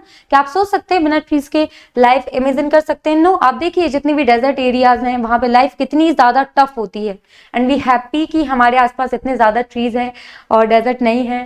सो if there are no trees then we can not even imagine our life, हम सोच भी नहीं सकते अपनी लाइफ के बारे में। Trees have great importance in our life, we can never forget its importance, हम उसके महत्व को कभी नहीं भूल सकते क्योंकि वो इतने ज्यादा जरूरी है हमारे लिए। Trees give everything that we need to live, like house to live, fruits to eat, rain comes from trees, है ना। तो ये सब चीजें हमें ट्रीज के द्वारा दी जाती हैं। तो आप मेंशन कर सकते हो कि ट्रीज से हमें क्या क्या मिल रहा है।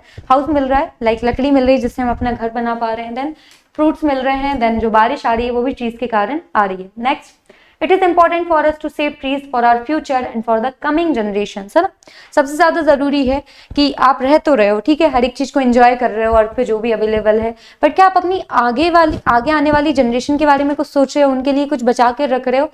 तो नहीं, हम बहुत ज्यादा ध्यान नहीं दे रहे हैं। तो सबसे ज्यादा जरूरी बात यह है कि हमें ये मेक श्योर करना है कि ट्रीज को सेव किया जाए ताकि आगे आने वाली जनरेशन भी सारे ट्रीज को देखें। ऐसा नहीं है कि ये ट्री पहले एग्जिस्ट करता था अभी तो है ही नहीं, ऐसी वाली बात ना हो, वो भी सारी ट्रीज को देख पाए। So it is important for us to save trees for our future and for the coming generations. If there is a tree there is tomorrow, है ना। अगर पेड़ है तभी कल है अल्टीमेटली, नहीं तो फिर इतनी सारी हम बोलेंगे हमारी इतनी सारी नीड्स उसकी वजह से फुलफिल हो रही है, वो कैसे फुलफिल होंगी? और अल्टीमेटली सबसे बड़ी चीज ऑक्सीजन जो इतनी जरूरी है उसके बिना तो लाइफ पॉसिबल ही नहीं है। For this we should plant new trees, every possible effort should be made to save the trees, है ना। तो हर एक प्रयास किया जाना चाहिए कि ट्रीज को क्या किया जाए, बचाया जाए।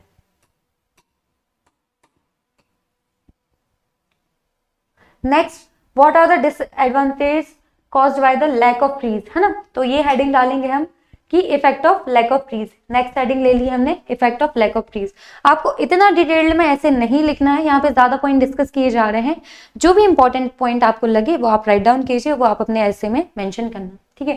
सो what are the disadvantage caused by the lack of trees, some are as follows, है ना। मतलब ट्रीज के ना होने से क्या क्या डिसएडवांटेजेस हमें होते हैं, ठीक है, क्या क्या हानियां हमें होती हैं वो है। So it is not even raining properly due to lack of trees, है ना।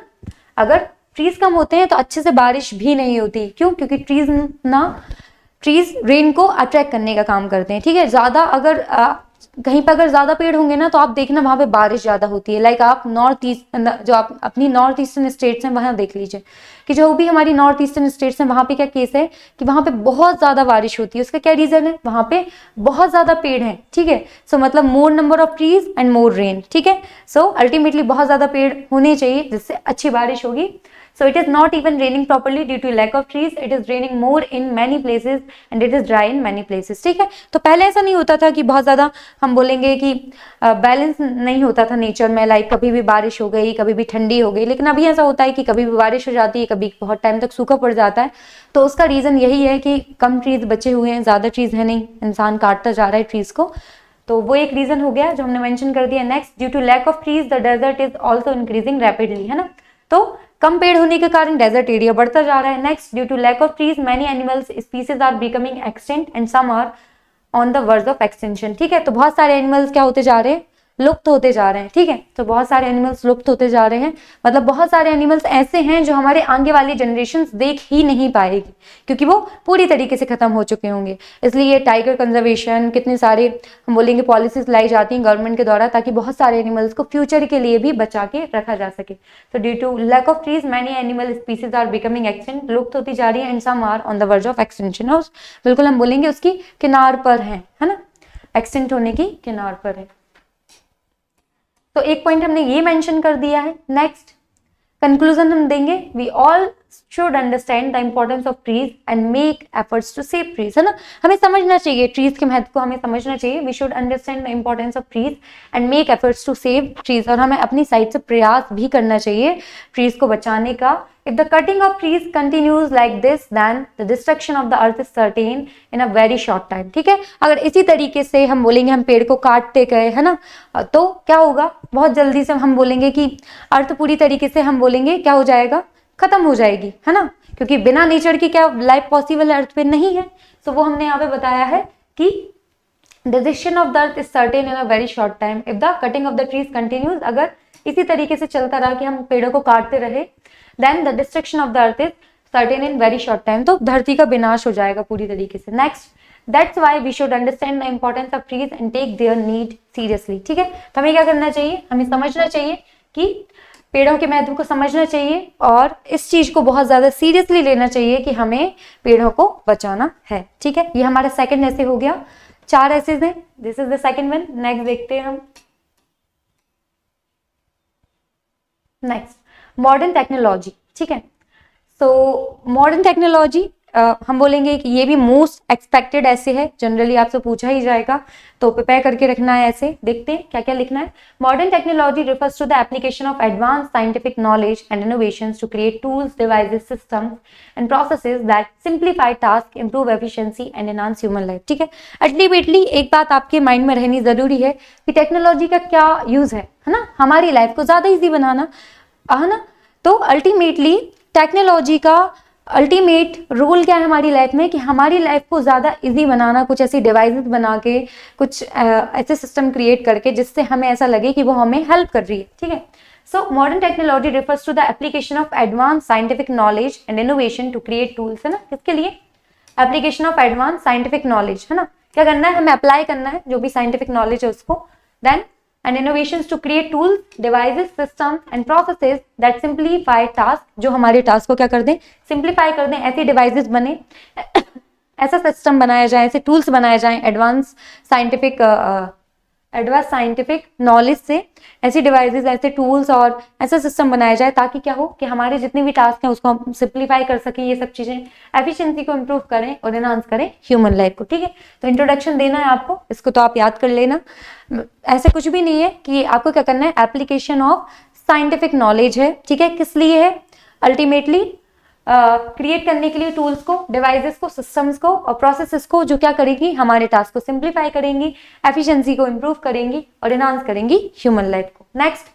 नेक्स्ट हम लिख सकते हैं कम्युनिकेशन टेक्नोलॉजी, कि मॉडर्न टेक्नोलॉजी का किस किस सेक्टर में क्या क्या रोल है वो हमें मेंशन करना पड़ेगा। तो हमने सबसे पहले मॉडर्न टेक्नोलॉजी के बारे में बता दिया, अब बात आती है कि कम्युनिकेशन के केस में क्या यूज है। So modern revolutionised communication through the development of smartphones, email, social media and video conferencing tools enabling instant and global connectivity। ठीक है, तो हम बोलेंगे कि कम्युनिकेशन के केस में मॉडर्न टेक्नोलॉजी ने क्या काम किया है, तो हम बोलेंगे कि हमारी कनेक्टिविटी को समहाउ बहुत ज़्यादा बढ़ा दिया गया है। ठीक है, यहाँ बैठ के हम वीडियो कॉल कर सकते हैं, यहाँ बैठ के हम पैसे ट्रांसफ़र कर सकते हैं, ईमेल कर सकते हैं, सोशल मीडिया अकाउंट पे चैट कर सकते हैं। तो हमारे पास बहुत सारे ऑप्शंस हो गए हैं। स्मार्टफोन में भी बहुत सारे features day by day update होते जा रहे हैं। मॉडर्न टेक्नोलॉजी, नई नई टेक्नोलॉजी आ रही है, अभी एआई आ गया है, तो चीज़ें इतनी ज़्यादा सिंप्लीफाई हो गई हैं। तो वो सब हम मेंशन कर सकते हैं that modern revolutionised communication through the development of smartphones, email, social media, और भी लिख सकते हैं आप, मिनिमम लाइक 2 से 3 तो लिखिए आप, जैसे smartphone, email, social media and video conferencing tools enabling instant and global connectivity. Like with in seconds आप यहाँ से अमेरिका में अगर कोई बैठा है तो उससे बात कर सकते हैं और उससे चैट कर सकते हैं और ज़्यादा टाइम नहीं लगता है ना। तो हमें ऐसा लगता है कि अब दुनिया बहुत ज़्यादा छोटी हो गई है ऐसा। नेक्स्ट,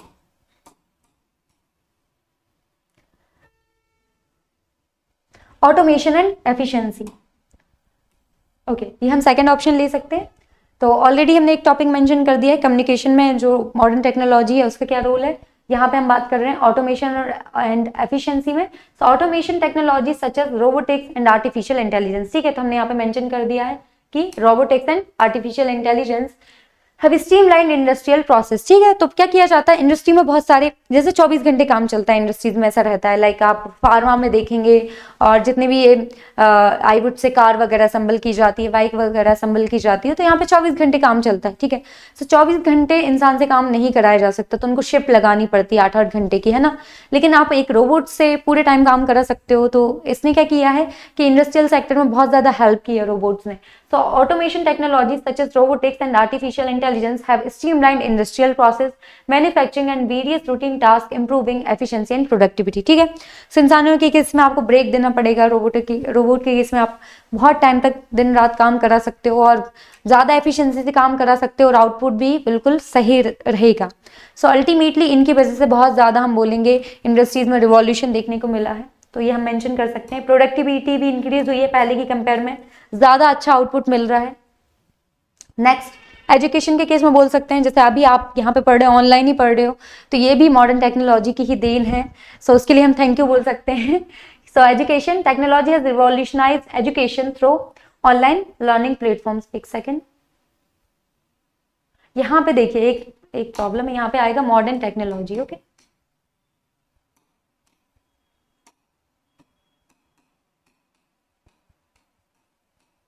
ठीक है, यहाँ पे आएगा मॉडर्न टेक्नोलॉजी, यहाँ पे आप मेंशन कर लेना। Okay, so education technology has revolutionised education through online learning platforms, e books, interactive educational software and virtual classrooms providing new avenues for learning and skill development. ठीक है, सो अल्टीमेटली हर एक कोने में एजुकेशन पहुंच पा रही है मॉडर्न टेक्नोलॉजी की वजह से। और आप देख सकते हैं कोविड में कितना ज़्यादा कि जूम से क्लासेस हुई, हमने अपनी क्लासेस को रिज्यूम रखा, तो अल्टीमेटली मॉडर्न टेक्नोलॉजी ने बहुत बड़ा रोल वहाँ पे प्ले किया है। Technology has revolutionised education through online learning platform. अभी भी हम ऑनलाइन ही पढ़ रहे हैं, तो उसी बात को मेंशन करना है हमें।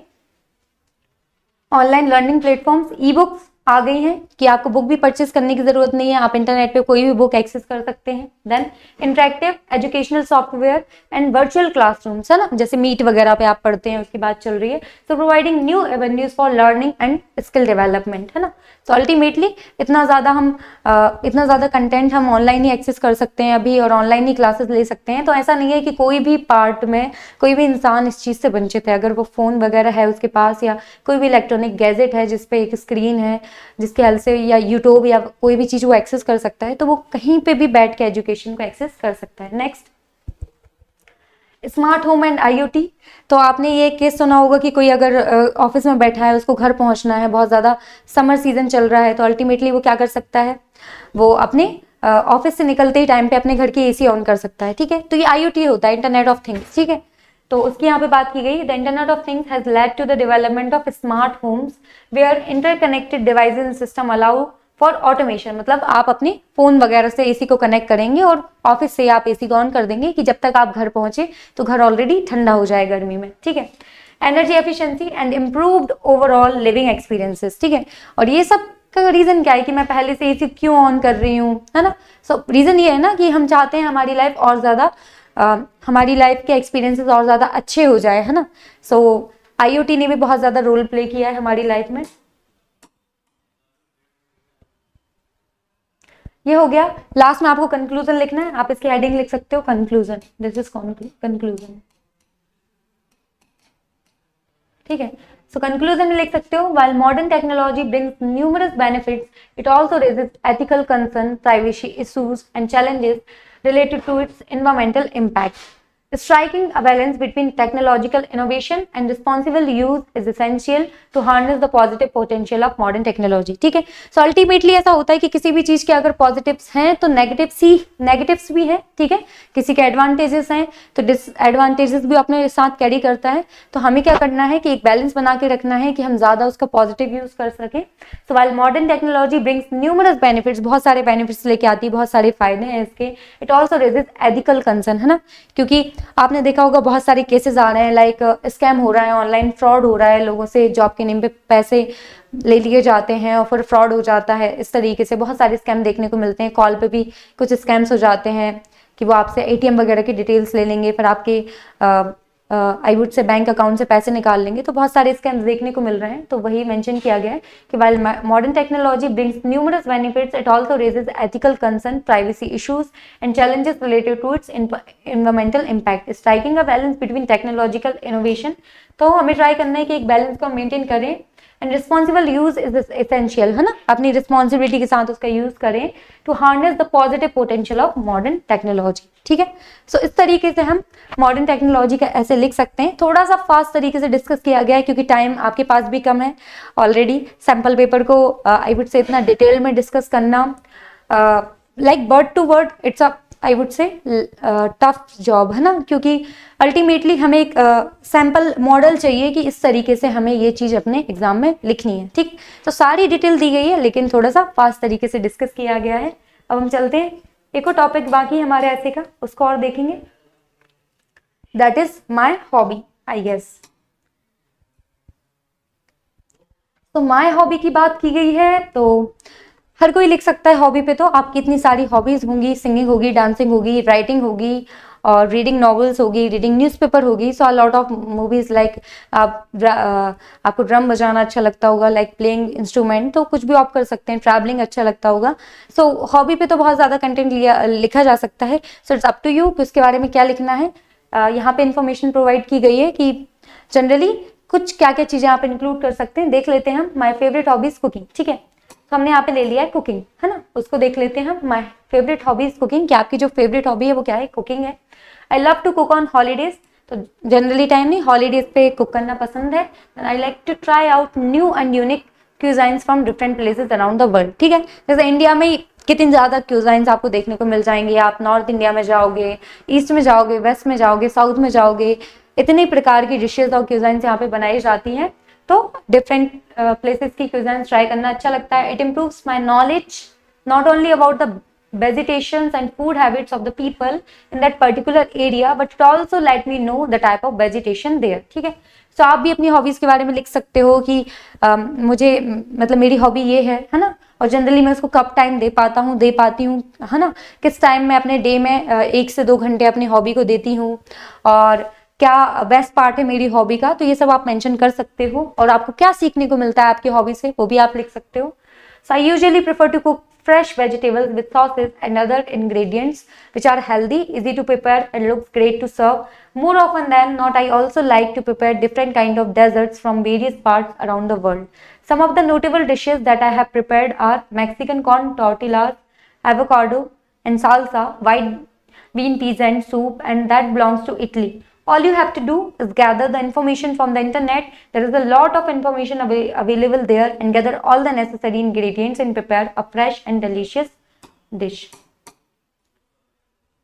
ठीक है, सो इतना ही अल्टीमेटली कि आप अपनी हॉबी के बारे में लिख सकते हैं। जैसे यहाँ पे डिटेल तरीके से कुकिंग के बारे में बताया गया है कि कुकिंग पसंद है, अगर आप कुकिंग को ऑप्ट कर सकते हैं तो लाइक कुकिंग को ऑप्ट कर रहे हैं एज अ हॉबी, आपकी हॉबी अगर कुकिंग है तो आप ये इन्फॉर्मेशन वहाँ पे डाल सकते हैं कि कब टाइम मिलता है, आप उसको कब टाइम दे पाते हो कुकिंग में, आप क्या कुक करना पसंद करते हो, और आप क्या सीखने को मिलता है आप कुकिंग में, और अल्टीमेटली कि क्या क्या डिशेस जो आपने प्रिपेयर करके रखी हैं अभी तक, और आपको कौन सी ज़्यादा बेटर लगी, है ना, और कौन सी डिश किस एरिया को बिलोंग करती है, तो ये भी आप डिटेल में आंसर दे सकते हो। बोल सकते हो क्या क्या इंग्रेडिएंट आप यूज़ करना पसंद करते हो, कौन सा आपका फेवरेट इंग्रेडिएंट है।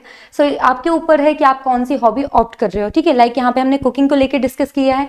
आप जैसे अगर सिंगिंग को ऑप्ट करें तो लिख सकते हैं कि आपको सिंगिंग पसंद है, कौन सा सिंगर आपका बेस्ट है ना, कौन सा टाइम आप निकालते हैं, किस तरीके के गाने आपको पसंद है। आप आई वुड से इतने ज़्यादा ये ग्रुप्स वगैरह होते हैं जो सिंग करते हैं अलग अलग जगह पे, तो आप म्यूजिकल ग्रुप में पार्टिसिपेट करते हैं नहीं करते हैं, और अल्टीमेटली इस फील्ड में कौन से अच्छे हम बोलेंगे सिंगर्स हैं जो रहे हैं, जो आपके इंस्पिरेशन है, तो आप सब कुछ डाल सकते हो। और डाल सकते हो कि मैंने इतने ज़्यादा सॉन्ग्स वगैरह ऑलरेडी रिकॉर्ड करके रखे हैं, और फ्यूचर मेरा मुझे लगता है फ्यूचर में मैं ये करूँगा, उस फील्ड में आप क्या काम करने वाले हो अपने हॉबी के केस में, तो ये सब आप मेंशन कर सकते हो। तो कोई भी एक हॉबी लिखिए लीजिए, और आई वुड से इससे ज़्यादा इजी टॉपिक तो होगा नहीं ऐसे के केस में, तो आप टॉपिक ले सकते हो। और जो भी आपको इंक्लूड करना है कि कितना टाइम आप देते हो, तो ऐसे 3-4 पॉइंट्स आप इंक्लूड करो और पूरा ऐसे आप लिख सकते हो। ओके, सो पैराग्राफ देख लेते हैं हम। 3 पैराग्राफ्स हैं जो हमसे पूछे गए हैं।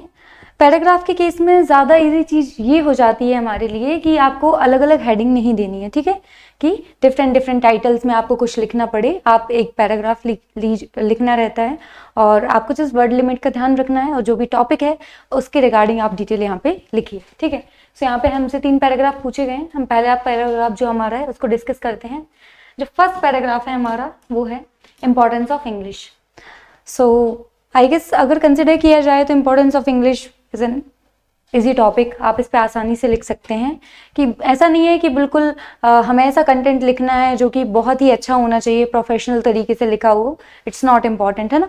आपको जो भी आता है रिगार्डिंग इंग्लिश, आपको कब लगाए कि हाँ कहाँ इंग्लिश आपको लगता है कि इम्पॉर्टेंट है। जैसे अगर कंसिडर किया जाए तो हाँ, जॉब की बात आती है तो इंग्लिश बहुत ज़्यादा इंपॉर्टेंट हो जाती है। अगर आपको इंग्लिश बहुत अच्छी आती है तो फॉरेन जाने वाइज बहुत अच्छा है, कम्युनिकेशन जो आपको फॉरेनर से करना रहेगा। उसके अलावा बहुत आई वुड से साउथ में भी अगर जाते हैं तो वहाँ पे कुछ स्टेट्स हैं जो हिंदी बहुत अच्छे से नहीं बोलते हैं, इंग्लिश आई वुड से इंग्लिश में ही कम्युनिकेशन किया जाता है। सो इसलिए ज़रूरी है कि कनेक्ट करने के लिए आपको इंग्लिश अच्छे से आनी चाहिए। ठीक है, सो ये 3-4 पॉइंट्स हैं जो आप इंक्लूड कर सकते हैं, और खुद के एक्सपीरियंसेस लिख सकते हैं आप कि कहाँ आपको लगा कि इंग्लिश बहुत ज़्यादा इंपॉर्टेंट हो जाती है। सो हम इसको देख लेते हैं। यहाँ पे English is an international development language, it's a global tongue that has an effect on many aspect of our life. ठीक है, सो एक जस्ट इंट्रोडक्शन लाइन हमने यहाँ पे दी है, that English is an international development language. It's a global tongue that has an effect on many aspects of our life. है ना, global टंग मतलब ऑलमोस्ट वर्ल्ड के सारे लोग ही इंग्लिश बोलते हैं, है ना। क्योंकि अगर आप कहीं भी चले जाओ, आप जैसे किसी पर्टिकुलर कंट्री में जाते हो, आप इटली जाते हो, तो इटली अगर आपको नहीं आती, लेकिन स्टिल आपके पास ऑप्शन है कि आप इंग्लिश में कम्युनिकेट कर सकते हो। इसलिए हमने मेंशन किया है कि English is an international development language, है ना, अंतर्राष्ट्रीय विकास की भाषा है। It's a global tongue that has an effect on many aspects of our life. It helps to communicate with people from different countries and cultures, which is essential for businesses, travel and education. तो देखिए business, travel और education के लिए बहुत ज़्यादा important हो जाती है. Next, English is the language of international communication, making it essential for business and travel. So ultimately ये तीनों चीज़ों को, तीनों पैरामीटर को इंक्लूड किया गया है कि कहाँ कहाँ बहुत ज़्यादा इंपॉर्टेंट हो जाती है इंग्लिश लैंग्वेज, एक ट्रैवल के केस में, एक बिजनेस के केस में और एक एजुकेशन के केस में हो जाती है. Next, it is also the language of education and scientific research, which means that if you want to study at university or conduct research in an English speaking country, you will need to be proficient in the language, है ना. तो यहाँ पे ये बात की गई है कि रिसर्च वाइज भी इंग्लिश बहुत ज़्यादा इंपॉर्टेंट हो जाती है. अगर आप ऐसी कंट्री में हो, जो भी यूनिवर्सिटी है वो आपकी इंग्लिश स्पीकिंग है, तो आपकी लैंग्वेज कैसी होनी चाहिए, बहुत ज़्यादा प्रोफिशिएंट होनी चाहिए. सो हम यूनिवर्सिटी वाइज नहीं कहेंगे, हम ये बोलेंगे कि अब हर एक पर्पज में, लाइक आप स्कूल में भी इंग्लिश लैंग्वेज सीखते हो तो और इंग्लिश में ही कम्युनिकेशन किया जाता है, तो हम अल्टीमेटली ये मेक श्योर करना चाहते हैं कि प्रोफिशिएंसी अच्छी होनी चाहिए लैंग्वेज को लेके, है ना. क्योंकि जितने भी एक्सपेक्ट्स हैं लाइफ के, बहुत ज़्यादा एक्सपेक्ट्स में हमें काम आने वाली है. हम लोगों से कम्युनिकेट कर सकते हैं और आप सोशल मीडिया वाइज भी देखिए तो कितनी सारी चीज़ें हैं कि आपको अगर इंग्लिश ही आती है बहुत अच्छे से तो बहुत अच्छा आप कैरियर भी अपना बना सकते हो. ठीक है, सो ये हमने यहाँ पे देखा. नेक्स्ट पैराग्राफ डिस्कस करते हैं हम. Games and sports, importance of games and sports. तो ये हमेशा से पूछे जाने वाला टॉपिक है ना. हिंदी में भी पूछा जाता है, इंग्लिश में भी पूछा जाता है, तो इसमें कुछ डिफिकल्टी नहीं होगी. क्यों? क्योंकि एक्टिवनेस बढ़ती है, हम ज़्यादा एक्टिव रहते हैं, मेमोरी बढ़ती है ना. बहुत सारी चीज़ें, बहुत सारा फन कर सकते हैं हम स्पोर्ट्स को खेल के. सो अल्टीमेटली इसको आपको मेंशन करना है, लेकिन इंग्लिश लैंग्वेज में मेंशन करना है, तो आप इसको बहुत आसानी से राइट कर सकते हैं. Games and sports are very important for everyone, especially for school going kids like us. तो बहुत ज़्यादा ज़रूरी हो जाती हैं. क्यों? क्योंकि ग्रोथ के लिए ज़रूरी है. हमारी बॉडी जब ग्रोथ कर रही रहती है तब एक्सरसाइज बहुत ज़्यादा इंपॉर्टेंट हो जाती है. ठीक है, तो कोई भी फिजिकल एक्टिविटी हम करें तो स्पोर्ट्स और गेम जब भी हम प्ले करते हैं तो क्या होता है कि फिजिकल एक्टिविटी होती है, इससे हमारी बॉडी की अच्छे से ग्रोथ होती है. So games and sports are very important for everyone, specially for school going kids like us. They keep us fit and healthy. हमें क्या करते हैं? फिट रखते हैं, हेल्दी रखते हैं games. Then when we run, jump, play और games. ठीक है, तो ये सब हम करते हैं. जब भी हम गेम खेलते हैं तो हम जंप भी करेंगे, हम रन भी करेंगे. तो बताया गया है कि when we run, jump, play games are body moves and exercises. ठीक है, तो हमारा बॉडी मूवमेंट होता है और एक्सरसाइज हो जाती है साथ में. Next, this help us to have a strong and active body. ठीक है, तो इससे हमारी बॉडी भी बहुत ज्यादा स्ट्रॉन्ग हो जाती है और एक्टिव हो जाती है. Games like football, cricket and badminton teach us to work in a team. Ultimately एक सबसे बड़ी चीज जो हमें गेम से सीखने को मिलती है वो है टीम वर्क. कि हम साथ में जब खेलते हैं ना तो एक दूसरे को बॉल पास कराना, एक दूसरे को अगर लग जाती है तो हेल्प करना, बैंडेज वगैरह करना. और आई वुड से अल्टीमेटली बहुत सारी चीज़ें हैं जो आप शेयर करते हो, तो उसकी वजह से क्या होता है कि आपकी एक टीम स्पिरिट डेवलप होती है. ठीक है, सो ये ज़रूरी हो जाता है कि ये गेम्स अल्टीमेटली हमें कुछ ऐसी चीज़ें भी सिखाते हैं जो लाइफ लॉन्ग हमारे लिए इंपॉर्टेंट हो जाती हैं. जैसे एक हो गया टीम स्पिरिट डेवलप कराते हैं हमें. So games like football, cricket and badminton teach us to work in a team. Next, we learn to share, help and support our team members. हम क्या सीखते हैं? वी लर्न टू शेयर, है ना, आपस में बांटना, चीज़ों को आपस में बांटना सीखते हैं, हेल्प करना सीखते हैं, मदद करना सीखते हैं, और सपोर्ट करना, एक दूसरे का उत्साह बढ़ाना, इस तरीके से जो भी मदद लगती है वो करना, और team members. Next, sport also teachers about winning and losing. है ना, कि गेम में क्या होगा कि अगर दो लोग खेल रहे हैं या दो टीम खेल रही हैं तो पहले से ही पता है ना कि एक हारने वाला है, एक जीतने वाला है. ऐसा कुछ है कि दोनों जीत जाएंगे? नहीं, है ना. पहले से ही पता है कि एक जीतने वाला है, एक हारने वाला है. तो वो दोनों पहलू हो जाते हैं उस चीज के कि sports also teach us about winning and losing. Sometimes we win and sometimes we lose, but the important thing is to keep trying and not give up. है ना, ये नहीं है हार गए हैं तो फिर अपनी तरफ से कोशिश करना ही बंद कर दिए, अपनी तरफ से एफर्ट लगाना ही बंद कर दिए. जरूरी ये है कि हारें या जीते लेकिन खेलना बंद नहीं करेंगे, है ना, हमारी तरफ से प्रयास करना हम बंद नहीं करेंगे. They also help us to relax and have fun after studying a lot. It is just like when we take a break after finishing a homework. ठीक है, तो बहुत ज्यादा हम मजे भी करते हैं और इट्स लाइक कि हम ब्रेक ले रहे हैं अगर हम गेम खेल रहे हैं अपना काम करने के बाद में. Next, sport also help us to make friends as we meet new people and play together. हाँ, so it is a I would say definite thing कि आपको बहुत सारे फ्रेंड्स मिलने वाले हैं, है ना। जब भी आप गेम वगैरह खेलोगे, किसी भी स्पोर्ट में पार्टिसिपेट करोगे, तो बहुत सारे नए लोगों से आप मिलोगे और उनको आप अपने फ्रेंड्स बनाओगे। We learn many good things like patience, discipline and honesty. क्या क्या सीखने को मिलता है हमें? धैर्य सीखने को मिलता है, देन डिसिप्लिन सीखने को मिलता है और ऑनेस्टी, है ना। Then from games and sports, so we should also play games and sports besides studying, है ना। तो बहुत सारी चीजें हैं, है ना, कितने सारे पॉजिटिव्स हैं, तो हमें जरूर खेलना चाहिए और इवन मस्ट है ना। अगर आप अच्छे से बहुत सारा टाइम अगर स्पोर्ट्स और गेम्स को देते हो तो अल्टीमेटली ये आपके माइंड को भी बहुत ज़्यादा, हम बोलेंगे, क्रिएटिव बनाता है और बॉडी को स्ट्रॉन्ग करता है। और जब बोलते हैं ना कि healthy mind lives in a healthy body, so ultimately ये बात आ जाती है कि आपको पढ़ाई करने के लिए माइंड की जरूरत है ना, अच्छे से आप फोकसली फिर पढ़ाई कर पाओगे। सो बॉडी का हेल्दी होना भी जरूरी है, तो स्पोर्ट्स उसमें हेल्प करते हैं। सो अल्टीमेटली एक दूसरे को बैलेंस करने का काम कर रहे हैं, स्टडी और sports. Next, they are not just for fun but also for our overall growth and development. They help us to learn important life skills in a fun and enjoyable way. So let's play and stay healthy, ठीक है। so ये आपकी concluding line रहेगी कि they are not just for fun, है ना, ये बस फन के लिए नहीं होता है। they are not just for fun but also for our overall growth, हमारी ओवरऑल ग्रोथ के लिए भी है एंड डेवलपमेंट के लिए। they help us to learn important life skills in a fun and enjoyable way. So let's play and stay healthy, ठीक है। so आइए खेलते हैं और हेल्दी रहते हैं, ठीक है। so यहाँ पे बात हो गई है आपकी किसकी? Importance of sports and games. तो कुछ टॉपिक ऐसे डिसाइड करके रख लेने, जैसे हमने यहाँ पे ऑलमोस्ट सारे टॉपिक्स डिस्कस किए हैं जितने पूछे जाते हैं। एक सैम्पल पेपर में है, सारे ऑप्शन दिए जाते हैं, आपको एग्जाम में एक लिख के आना है, लेकिन यहाँ पे सारे टॉपिक्स डिस्कस किए गए हैं ताकि इनकेस इनमें से कोई टॉपिक आता है तो आप बहुत अच्छे से लिख पाएं।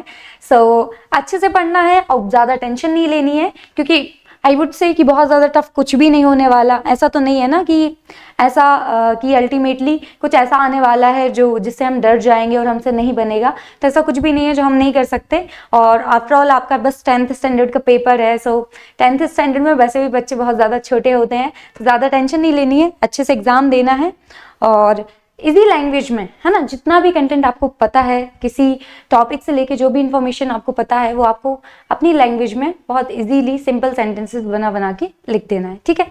So good luck for your exam and अभी के लिए इतना ही रखते हैं, मिलते हैं फिर, बाय बाय।